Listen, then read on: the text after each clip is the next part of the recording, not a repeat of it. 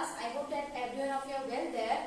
In our today's class, we are going to read about humid days, cloud and rains and wind. Okay, so here we are going to start from humid days. Sun heat plays an important role in evaporation of water. When there is more heat, okay, when there is more heat, we can see more evaporation. Okay, so what is evaporation? The process of turning from liquid into vapor is known as evaporation, which leads to the presence of more water vapor in the air. Okay, so this weather is known as humid. Okay, so students, so what is humidity? Can you see me?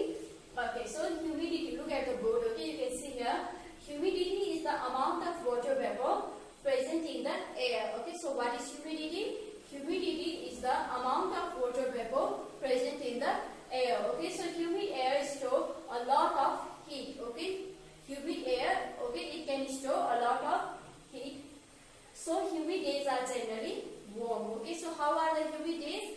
Humid days are generally warm. Okay, so here we have studied about humid days. I hope that you have understood about it, isn't it? So moving on to the next one, we have here clouds and rains. Okay, so here I am going to show you a small video clips on clouds. Okay, so how clouds are formed. Okay, so have a look.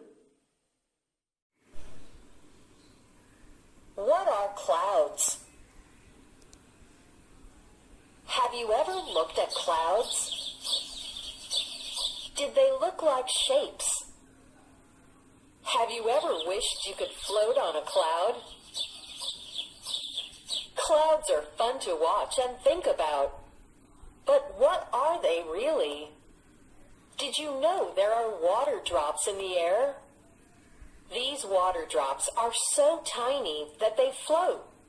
If there are a lot, they collect in groups.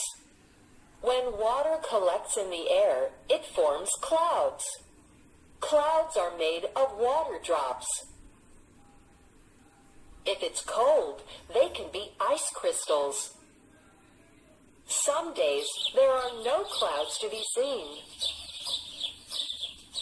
On other days, there are a few. And sometimes there are a lot. It depends on how much water is in the air. Some clouds are seen way up high.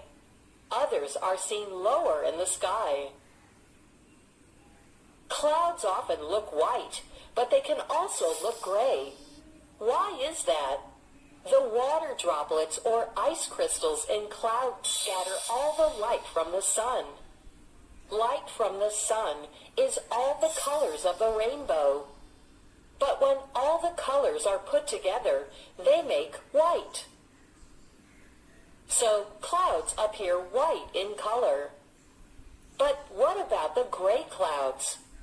As the clouds gather more water vapor and ice crystals, it becomes thicker and denser.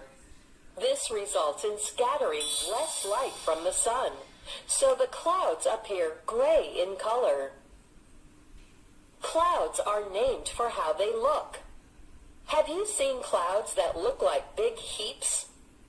Those are called cumulus clouds. Cumulus means heap. Have you seen some that look like wisps of hair? Those are called cirrus clouds. Cirrus means hair. What about the layer of clouds that look like a blanket? This is a stratus cloud. The word means layer. Other cloud names are made of two different names put together.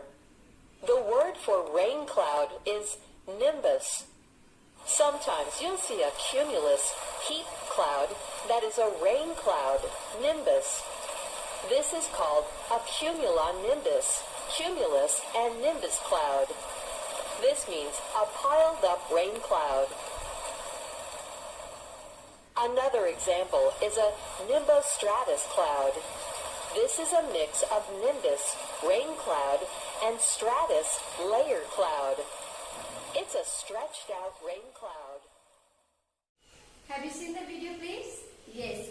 I hope that now you have understood about the formation of clouds and types of clouds, isn't it? Okay, so here we can say that the sun affects the cloud formation, isn't it? And cloudy days are more cooler than the sunny days. Okay, during sunny days, okay, the days are hotter, and in cloudy days, okay, the days are cooler. So do you know why? Because the sun rays cannot reach to the earth during cloudy days. Okay, during cloudy days, the rays of sun cannot reach to the earth. Okay, so due to this reason, we feel cooler in cloudy days. Okay, and during cloudy days, okay, dark clouds brings rainfall. Okay, you can see here dark clouds. Okay, so here dark clouds brings rainfall, and after rainfall we feel cool. Okay, so how do you feel after rainfall? We feel cool after rainfall. Okay, so here we have completed about clouds and rains. Moving on to the next one, and the last topic for today's session is wind. Okay, so here we are going to read about wind. Okay, so when the earth's surface absorbs the sun energy, it turns light into heat. The heat on the earth's surface warms the air above it, and the air over the equator gets warmer than the surface near the poles. Okay, so here we can see here, when the air gets harder, okay, when the air blows harder, it is known as windy day. Okay, when the air blows in a strong way, when the air blows harder, it is called windy days, and when the air blows with thunder and rains, it is called storm. Okay, and storm cause a lot of damages. Okay, it can uproot trees, collapse old and weak buildings. Okay, so storm are not good, but when the wind slows down, it is called breeze, and breeze days are usually cooler and comfortable. So breeze days are pleasant for us, whereas windy days is not good for us because it can cause a lot of damages. Okay, so here we have completed our today's session. I hope that you have understood about it, isn't it? And I have prepared some homeworks for you. Have a look. So here you have your homework. Match the following. Okay, so you have to match it with the correct answer. Okay, so this side we have breeze, humidity, rainy days, sunny day. Okay, and this side we have amount of water in air, slow wind